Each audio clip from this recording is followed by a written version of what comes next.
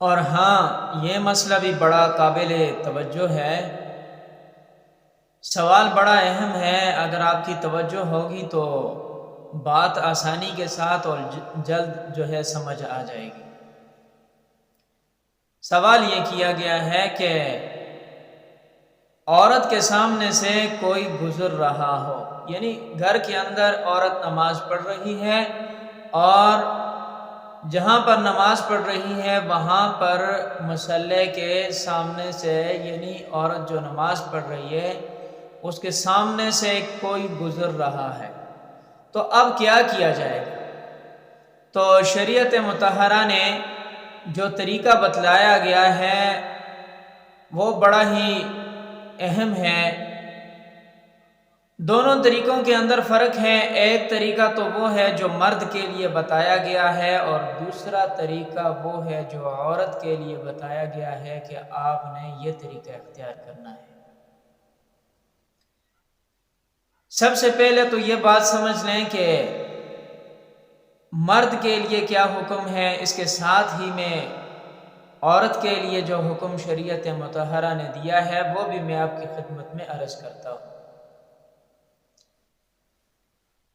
بطور مثال کوئی مرد نماز پڑھ رہا ہو، چاہے مرد مسجد میں ہو چاہے گھر کے اندر نماز پڑھ رہا ہو، لیکن اگر اس کے آگے سے کوئی گزر رہا ہو تو اس کے لیے شریعت مطہرہ نے حکم دیا ہے کہ مرد کو حکم ہے کہ وہ سبحان اللہ کا لفظ اونچی آواز سے کہے۔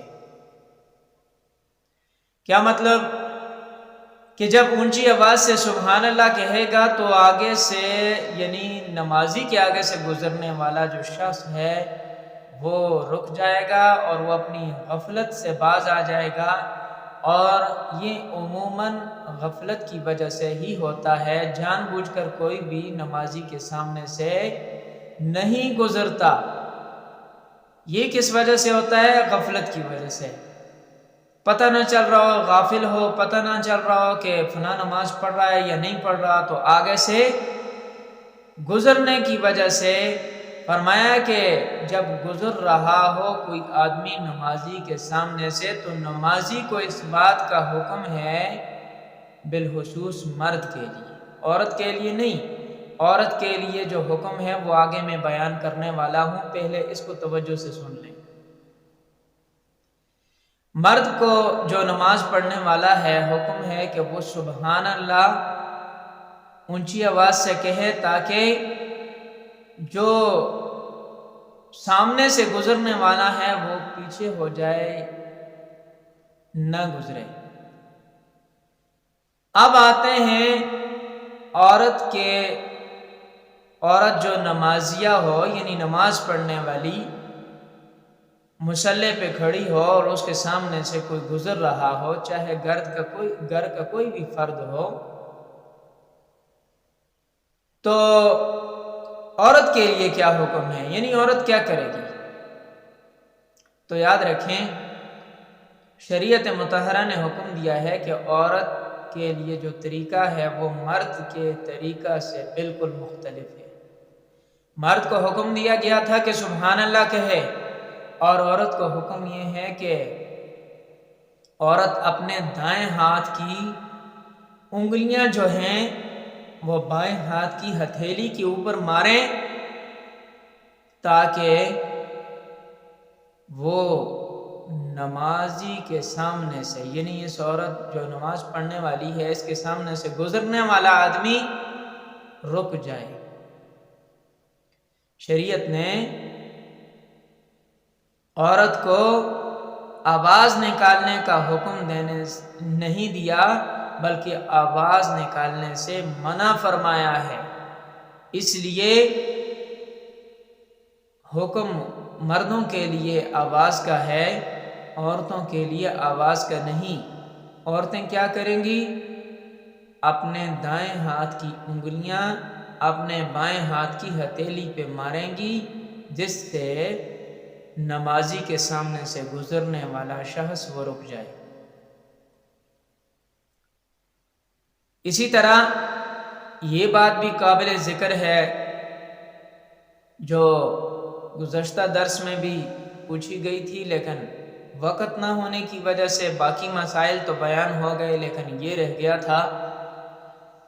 یہ مسئلہ بھی بڑا اہم ہے جو کہ امامت کے حوالے سے پوچھا گیا ہے کہ عورت امام بن سکتی ہے یا نہیں؟ اگر بن سکتی ہے تو اس کی کیا تفصیل ہے؟ چونکہ اس میں مختلف صورتیں ہیں، سب سے پہلی بات تو یہ ہے کہ عورت مردوں کی امام نہیں بن سکتی۔ یہ بات آپ کے ذہن میں آ گئی ہوگی۔ عورت کیا ہے؟ مردوں کی یا مرد کی امام نہیں بن سکتی۔ ہاں، البتہ عورتوں کو جو جماعت کرا رہی ہو تو اس کے لیے کیا طریقہ ہے، عورت کہاں کھڑی ہوگی؟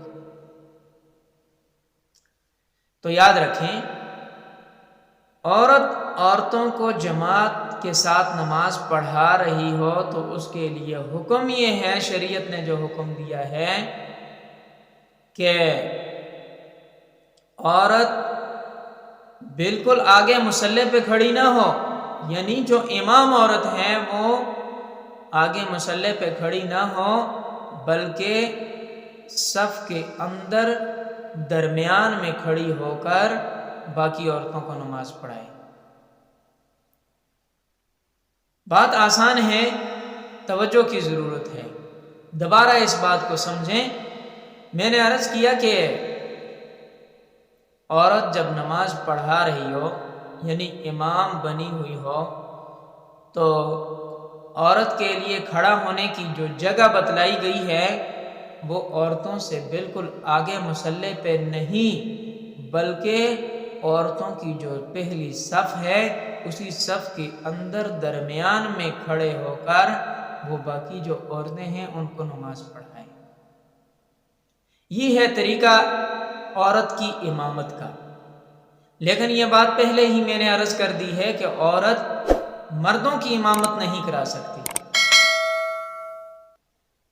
البتہ اگر عورتوں کی امامت کرا رہی ہو تو کہاں کھڑی ہوگی، اس کا حل میں نے آپ کو بتلا دیا۔